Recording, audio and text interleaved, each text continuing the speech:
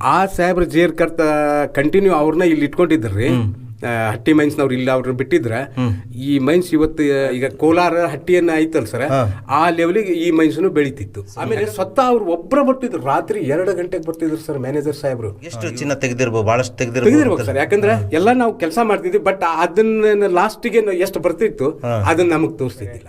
ಒಳಗೆ ಅಂಡರ್ಗ್ರೌಂಡ್ ಒಳಗೆ ಬ್ಲಾಸ್ಟ್ ಮಾಡಿ ಏನ್ ಹೊರಗೆ ತೆಗಿತಿದ್ರಲ್ಲ, ಅವ್ರು ದುಡ್ದಿದ್ದನ್ನ ಎಲ್ಲರದು ಅವ್ರ ಅಷ್ಟೇ ಜನದ ಎಲ್ಲರೂ ಪಗಾರ ತೆಗಿಬೇಕು. ಅದ್ರ ಮೇಲೆ ಲೆಕ್ಕ ಹಾಕಿದ್ರೆ 1 ತಿಂಗಳಿಗೆ ಅರ್ಧ ಕೆಜಿ ಬಂಗಾರ ಬಂದೈತಂದ್ರಪ್ಪ ಅಂತಂದ್ರು ಪ್ರಾಫಿಟ್ ಒಳಗೈತಂತ.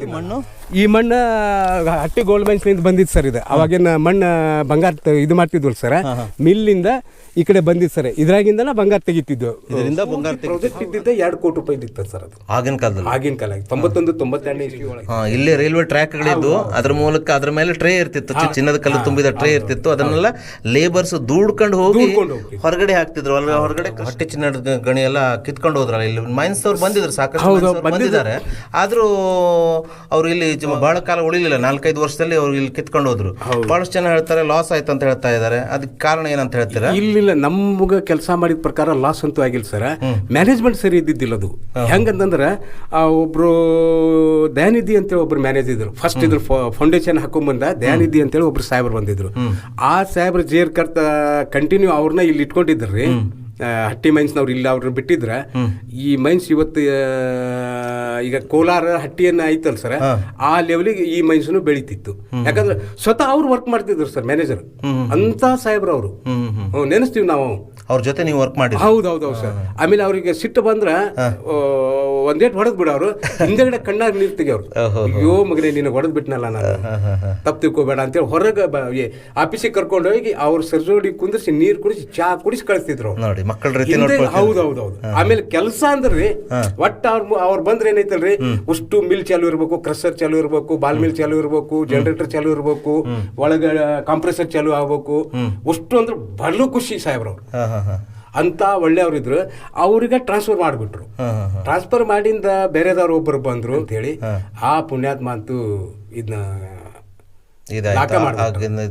ಮಾಡ್ಬಿಟ್ರು.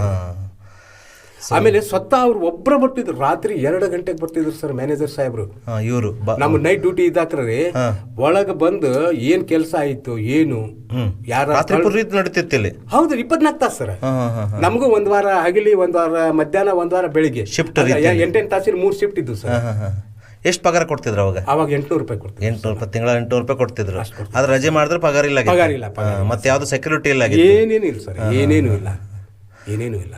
ಅವಾಗ ಎಷ್ಟು ಚಿನ್ನ ತೆಗೆದಿರ್ಬೋದು, ಬಹಳಷ್ಟು ತೆಗೆದಿರ್ಬೇಕು ಸರ್. ಯಾಕಂದ್ರೆ ಎಲ್ಲ ನಾವು ಕೆಲಸ ಮಾಡ್ತಿದ್ವಿ. ಬಟ್ ಅದನ್ನ ಲಾಸ್ಟಿಗೆ ಎಷ್ಟು ಬರ್ತಿತ್ತು ಅದನ್ನ ನಮಗ್ ತೋರಿಸ್ತಿರ್ಲಿಲ್ಲ. ಯಾಕಂದ್ರೆ ಅದಕ್ಕೆ ಸೆಕ್ಯೂರಿಟಿ ಮೇಲೆ ತಗೊಂಡು ಹೋಗ್ತಿದ್ರು ಚಿನ್ನದ. ನಮಗ್ ಅನ್ಸಿದ ಮಟ್ಟಿಗೆ ತಿಂಗಳಕ್ಕ ಒಂದ್ ಅರ್ಧ ಕೆಜಿ ಅವಾಗಿನ ಟೈಮ್.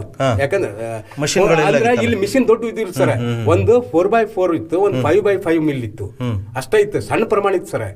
ಆದ್ರೆ ನಾವು ಒಂದ್ ಅರ್ಧ ಕೆಜಿ ಹೆಚ್ಚು ಕಡಿಮೆ ಒಂದು ತಿಂಗಳಿಗೆ ನಾನು ಕಣ್ಣಲ್ಲಿ ಅಜಮಾಸ್ ಹೇಳ್ತೀನಿ ಸರ್, ಹೆಚ್ಚಿಗೆ ಆಗಿರ್ಬೋದು ಅಂದಾಜು ನಿಮ್ಗೆ ಗೊತ್ತಿಲ್ಲ. ಹೌದೌದು.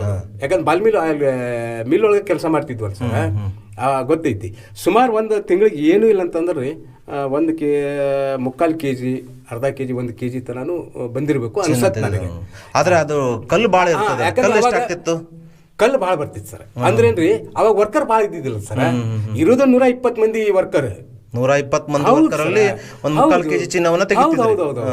ವರ್ಕರ್ ಇರೋದು ಟೆಕ್ನಾಲಜಿನೂ ಇಲ್ಲ ಆಗಿತ್ತು, ಮಷಿನ್ಗಳು ಇಲ್ಲ ಆಗಿತ್ತು, ಅಷ್ಟಿಲ್ಲ ವರ್ಕರ್. ಯಾಕಂದ್ರೆ ಅಷ್ಟು ಕಡಿಮೆ ಯಾಕೈತೆ ಅಂದ್ರೆ ಇದ್ದಿದ್ದ ಹೇಳ್ಬೇಕಾಗತ್ತೆ ನಾವು. ಹೌದೌದು.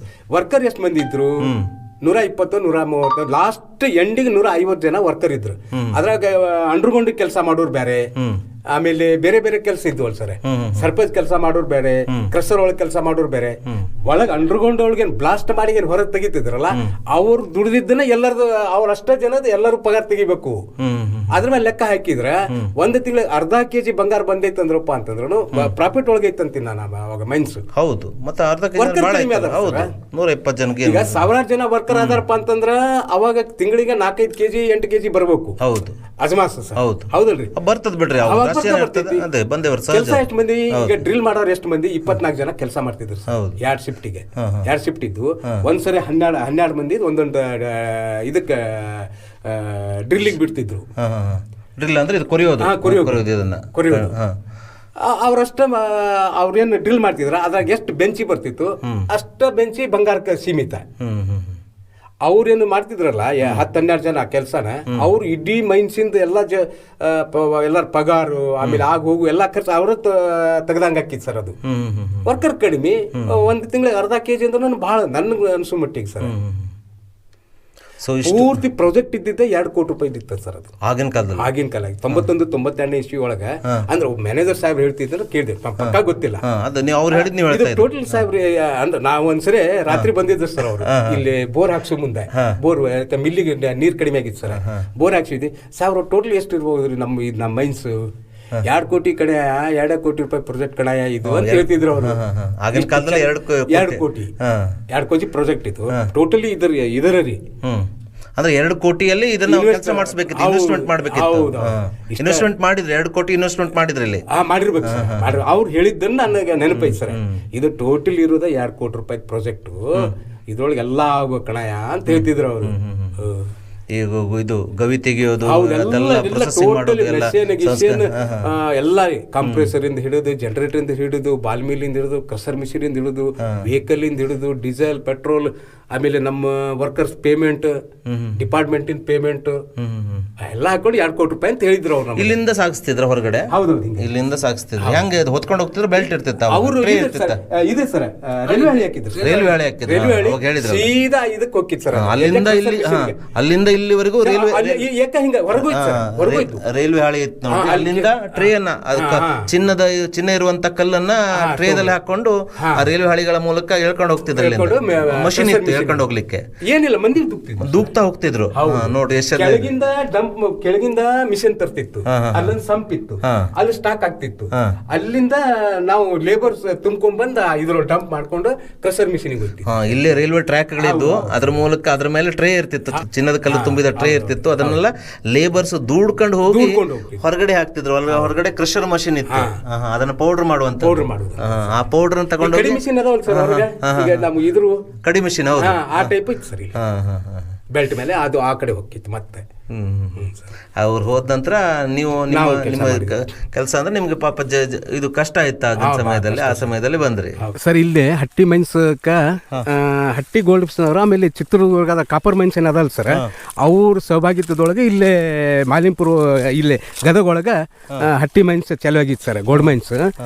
ಇದೆಲ್ಲ ಹೌದು ಸರ್. ನಾವೇನು ನದಿವಲ್ಲ ಸರ್ ಈಗ ನಿಂತಿದ್ದು, ಅದು ಅದು ಆಫೀಸಲ್ ಸ್ಥಳ ಸರ್, ರೂಮ್ ಇದ್ವಲ್ಲೇ. ಇಲ್ಲೇ ಕಂಪ್ರೆಸರ್ ಇದ್ವಿ ಸರ್, ಜನರೇಟರ್ ಕಂಪ್ರೆಸರ್. ಇಲ್ಲಿ ನದಿವಲ್ಲ ಸರ್, ಇಲ್ಲಿ ನೋಡ್ತೀವಲ್ಲ, ಇಲ್ಲೇ ಬಾಲ್ ಮಿಲ್ ಇತ್ತು ಸರ್. ಇಲ್ಲೆಲ್ಲ ಇತ್ತು, ಇಲ್ಲೆಲ್ಲ ಬಾಲ್ ಮಿಲ್ ಇತ್ತು ಸರ್. ಇದ ರಸ್ತೆ ಹೌದು ಸರ್, ಇದೇ ರಸ್ತೆ ಇತ್ತು. ಯಾವಾಗೆಲ್ಲ ಭಾರಿ ಕ್ಲೀನ್ ಇತ್ತು ಸರ್, ಭಾರಿ ಕ್ಲೀನ್ ಇತ್ತು. ಈಗ ಭಾಳ ವರ್ಷ ಆತಲ್ರಿ, ಎಲ್ಲ ಕಂಟಿ ಬೆಳೆದು ಇಲ್ಲಿ ನಿಂದ್ರಾಕ್ ಹೆದರಿಕೆ ಆಗತ್ತೆ. ಆಮೇಲೆ ಆ ಕಡೆ ಏನಿತ್ತು ಸರ್, ಅಲ್ಲೇ ಕಡಿ ಮಿಷಿನ್ ಇತ್ತು ಸರ್, ಅಲ್ಲಿತ್ತು. ಅಲ್ಲಿಂದ ಬೆಲ್ಟ್ ಮುಖಾಂತರ ಇಲ್ಲಿ ಸಂಪ್ ಇತ್ತು ಸರ್, ಅಲ್ಲಿ ಸ್ಟಾಕ್ ಆಗ್ತಿತ್ತು ಆ ಪೌಡರ್ ಬಂದು. ಅದು ಬೆಲ್ಟಿನ ಮುಖಾಂತರ ಬಾಲ್ ಮಿಲ್ಲಿಗೆ ಬರ್ತಿತ್ತು ಸರ್. ಬಾಲ್ ಮಿಲ್ ಅಂದ್ರೆ ಅದು ಬಾಲ್ ಮಿಲ್ ಅಂತ ಅದು ರುಬ್ತಿತ್ತು ಸರ್, ರುಬ್ಬೋದು ಕಲ್ಲನ್ನ ರುಬ್ಬಿ. ಹೌದು. ಅದ್ರೊಳಗ ಕೆಬ್ಬಣದ ತಿಂತಿಂತ ಗುಂಡು ಇರ್ತಿದ್ವು, ಗುಂಡು ಹಾಕಿರ್ತಿದ್ವಿ. ಆ ಕಬ್ಬಣದ ಒಂದು ಗುಂಡು, ಅದನ್ನ ಕಲ್ಲನ್ನ ಪೌಡರ್ ಮಾಡ್ತಿತ್ತು, ಕಲ್ಲನ್ನು ಹಿಂಗೆ ಹೊಳ್ತಿತ್ತು ಸರ್. ಅದು ಮೆಷಿನ್ಲೆ ಅದು ಜಿನ್ನಗ್ ಮಾಡ್ತಿತ್ತು.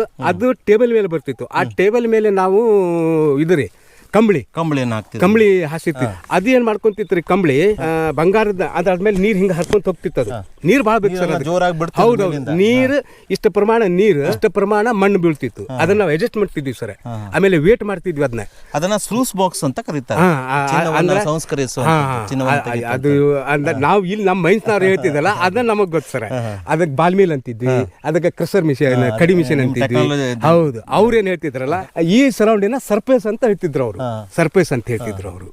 ನೋಡಿ ಇದೆಲ್ಲ ಸುಮಾರು ಎಲ್ಲ ಚಕ್ ಇತ್ತು ಸರ್, ಕ್ಲೀನ್ ಇತ್ತು. 20 ವರ್ಷದಿಂದ. ಹೌದು ಸರ್, 20 ವರ್ಷದಿಂದ ಇಲ್ಲೆಲ್ಲ ಕೆಲಸ ಮಾಡಿದ್ವಿ ಸರ್. ಈಗ ನಿಮ್ಗೆ ತುಂಬಾ ಬೇಜಾರಾಗ್ತದಲ್ಲ? ಬೇಜಾರಾಗ್ತಿತ್ತು ಸರ್, ಯಾಕಂದ್ರೆ ಇಲ್ಲಿ ಕೆಲಸ ಮಾಡಿದ್ದಾಗೆ ಅನ್ನ ಊಟ ಮಾಡಿದ್ರಿಂದನೇ ನಿಮ್ ಜೀವನವನ್ನ ಸಾಗಿಸಿದ್ರು. ಅದಕ್ಕೆ ಸರ್ಕಾರ ಮತ್ತೆ ನಮ್ಮೂರಿಗೆ ಆ ಮೈನ್ಸ್ ನ ಬರ್ಲಿ ಅಂತೇಳಿ ನಾವು ಎಲ್ಲ ನಮ್ಮ ಉಸ್ತುವಾರಿ ಮಂತ್ರಿಗಳಾಗಿರ್ತಂಥ ಎಚ್ ಕೆ ಪಾಲ್ ಸಾಹೇಬ್ರಿಗೆ ಮನವಿ ಮಾಡ್ತೀವಿ. ಇಡೀ ಕರ್ನಾಟಕ ರಾಜ್ಯಕ್ಕನ ನಾವು ಮನವಿ ಮಾಡ್ತೀವಿ. ಮಾನ್ಯ ಮುಖ್ಯಮಂತ್ರಿಗಳಿಗೆ ಮನವಿ ಮಾಡ್ತೀವಿ. ಗಣಿ ಮತ್ತು ಭೂವಿಜ್ಞಾನ ಇಲಾಖಾ ಸಚಿವರಿಗೂ ನಾವು ಮನವಿ ಮಾಡ್ತೀವಿ. ಎಲ್ಲರೂ ನಮಗೆ ಹಾಗೇನಾದ್ರು ಬಂದಿಲ್ಲ ಸರ್, ಬಂದಿಲ್ಲ, ಕೇಳ್ಕೊಂಡು ಪಂಚಾಯತಿ ಮಟ್ಟದಲ್ಲಿ ಬಂದಿಲ್ಲ ಸರ್, ಬಂದಿಲ್ಲ. ಯಾಕಂದ್ರೆ ಇಲ್ಲಿ ಸಾಕಷ್ಟು ಹಳ್ಳಿ ಸುತ್ತಲೂ ಹಳ್ಳಿ ಜನ ಸಾಕಷ್ಟು ವಲಸೆ ಹೋಗ್ತಾರೆ. ಅವ್ರಿಗೆ ಉದ್ಯೋಗ ಕೊಟ್ಟಂಗಾಗತ್ತ. ಆಮೇಲೆ ಸರ್ಕಾರಕ್ಕೂ ನಾವು ನೆನೆಸ್ತೀವಿ, ಇಂಥ ಸರ್ಕಾರ ಇತ್ತು, ನಮ್ಮ ಈ ಏರಿಯಾದೊಳಗೆ ಒಂದು ಮೈನ್ಸ್ ಮಾಡಿದ್ರು, ಮೈನ್ಸ್ ಮಾಡಿ ವಲಸೆ ಹೋಗುವುದನ್ನು ತಪ್ಪಿಸಿ ನಮ್ಮ ಜನರಿಗೆ ಇಲ್ಲಿ ಕೆಲಸ ಕೊಟ್ರಪ್ಪ ಅಂತ ಹೇಳಿ ನಾವು ನೆನೆಸ್ತೀವಿ. ಹೌದು, ಅದು ಕೆಲಸ ಆದಷ್ಟು ತ್ವರಿತಗತಿಯಲ್ಲಿ ಆದ್ರಪ್ಪ ಅಂತಂದ್ರೆ ನಾವು ಬಹಳ ಅವರಿಗೆ ಕತ್ತಂತೆ ಸಲ್ಸಕ್ಕೆ ಇಚ್ಛಾ ಪಡ್ತೀವಿ ಸರ್. ಈ ಕೆಲಸ ಆಗ್ಬೇಕು ಯಾವುದೇ ರೀತಿ ಒಳಗೆ. ಹೌದೌದು ಸರ್ಕಾರ ಮುತುವರ್ಜಿ ವಹಿಸಿ ಈ ಬಡ ಹಳ್ಳಿಗಳಿಗೆ ಯುವಕರಿಗೆ ಕೆಲಸ ಕೊಡ್ಬೇಕು. ಯಾಕಂದ್ರೆ ನಮ್ಮ ಇಲ್ಲಿ ಸಾಕಷ್ಟು ಬಂಗಾರ ಐತಿ, ಕೆಬ್ಬಣ ಐತಿ, ಆಮೇಲೆ ಹಿತ್ತಾಳಿ ಐತಿ, ಎಲ್ಲನೂ ಐತಿ. ನಾವ್ ಯಾಕೆ ಇದನ್ನ ಉಪಯೋಗ, ನಮ್ಮ ಸಂಪತ್ತನ್ನ ನಾವ್ ಯಾಕೆ ಉಪಯೋಗ ಮಾಡ್ಕೋಬಾರ್ದು? ಅವ್ರು ಇವ್ರಿಗೆ ಅಂತ ಹೇಳ್ತೀವಲ್ಲ, ನಮ್ಮ ಸಂಪತ್ತನ್ನ ನಾವು ಉಪಯೋಗ ಮಾಡ್ಕೊಳಕ್ ನಮಗೇನು ಕೊರತೆ ಐತೆ ಅಂತ ಹೇಳಿ ಸರ್ಕಾರಕ್ಕೆ ಮನವಿ ಮಾಡಕ್ ಇಚ್ಛಾ ಪಡ್ತೀನಿ ಸರ್ ನಾನು. ಯಾಕಂತಂದ್ರೆ ಸಾಕಷ್ಟು ನಿರುದ್ಯೋಗಿಗಳು ಅಲ್ಲಿ ಇಲ್ಲಿ ಕುತ್ಕೊಂಡು ಕಾಲ ಕಳೆಯಕತ್ತಾರೆ. ಸರ್ಕಾರ ಮನಸ್ಸು ಮಾಡ್ತಪ್ಪ ಅಂತಂದ್ರೆ ಒಂದು 400-500 ಜನರಿಗೆ ಕೆಲಸ ಸಿಗುವಂತ ಕೆಲಸ ಆಗತ್ತಿಲ್ಲ. ಅದಕ್ಕೆ ದಯಮಾಡಿ ಇದನ್ನ ನಿಮ್ಮ ಮುಖಾಂತರ ವರ್ಕರ್ಸ್ ಇವರಿಗೆಲ್ಲ ಗೊತ್ತಿದೆ, ಹಿಂದೆಲ್ಲ ವರ್ಕ್ ಮಾಡಿದ್ದಾರೆ, ಇವರಿಗೆ ಸ್ಪೆಷಲ್ ಆಗಿ ಟ್ರೈನಿಂಗ್ ಕೊಡಬೇಕು. ಇಲ್ಲಿ ಹಿಂದ್ ಕೆಲಸ ಮಾಡಾರಲ್ಲ ಸರ್ ನಮ್ಮ ಊರನವರು, ಎಲ್ಲ ಅನುಭವ ಐತಿ ಸರ್, ಅನುಭವ ಐತಿ. ಇದನ್ನ ಹಿಂಗ ಮಾಡ್ಬೇಕು, ಇದನ್ನ ಹಿಂಗ ಮಾಡ್ಬೇಕು ಅಂತ ಹೇಳಿ.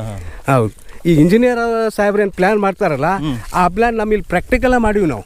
ಇದನ್ನ ಹಿಂಗ ಮಾಡಿದ್ರೆ ಹಿಂಗಾಗತ್ತೆ ಅಂತ ನಾವೇ ಡೈರೆಕ್ಷನ್ ಕೊಡ್ತೀವಿ ಸರ್. ನಿಮ್ಗೆ ಯಾವ ಕಲ್ಲಲ್ಲಿ ಏನಿದೆ ಹೌದೌದು ಗೊತ್ತೈತೆ, ಹೌದೌದು ಚಿಕ್ಕ ಮಕ್ಕಳಿಗೂ ಗೊತ್ತಿದೆ ಅಂತ ಹೇಳಿ. ಹೌದೌದು, ಯಾಕಂದ್ರೆ ಈಗ ನಾನು ಹಿಂಗ್ ಕೆಲಸ ಮಾಡ್ತೀನಿ, ನನ್ನ ಮಕ್ಳಿಗೆ ಹೇಳ್ತೀನಿ, ಹಂಗ ಅದು ರೂಢಿ ಆಗ್ಬಿಟ್ಟೈತೆ ಸರ್. ಹೌದು, ಅದು ಕುಲಕಸಬು ಆಗಿದೆ,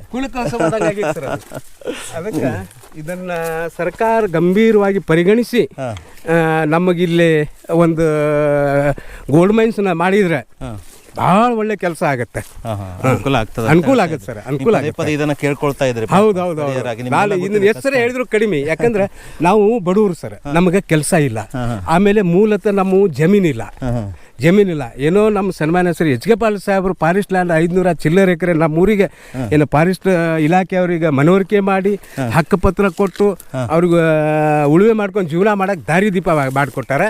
ಅದ್ರ ಹಾಗೇನೆ ಒಂದು ಮೈನ್ಸ್ ಮಾಡಿ ಇನ್ನೂ ಹೆಚ್ಚಿನ ಜನರಿಗೆ ಕೆಲಸ ಕೊಡುವಂಗ ಕೆಲಸ ಮಾಡಿದ್ರೆ ಮತ್ತು ಅವ್ರ ಹೆಸರು ಅಜರಾಮರವಾಗಿ ಉಳಿತೈತೆ ಅಂತೇಳಿ ನಾನು ವಿನಂತಿ ಮಾಡ್ತೀನಿ ಸರ್. ಸರ್, ಇದು ಮಣ್ಣು, ಈ ಮಣ್ಣು ಹಟ್ಟಿ ಗೋಲ್ಡ್ ಮೈನ್ಸ್ನಿಂದ ಬಂದಿತ್ತು ಸರ್. ಇದು ಅವಾಗಿನ ಮಣ್ಣು ಬಂಗಾರ ಇದು ಮಾಡ್ತಿದ್ವಲ್ಲ ಸರ್, ಮಿಲ್ಲಿಂದ ಈ ಕಡೆ ಬಂದಿತ್ತು ಸರ್. ಇದ್ರಾಗಿಂದ ಬಂಗಾರ ತೆಗಿತಿದ್ವು, ಇದರಿಂದ ಬಂಗಾರ ತೆಗಿತಿದ್ವು. ಅಂದ್ರೆ ಕಲ್ಲನ್ನ ಪೌಡರ್ ಮಾಡಿ ಮಣ್ಣು ಸರ್, ಇದು ವೇಸ್ಟ್ ಮಣ್ಣು. ಇದು ನೋಡಿ, ತುಂಬಾ ಪೌಡರ್ ಇದೆ ಇದು ತುಂಬಾ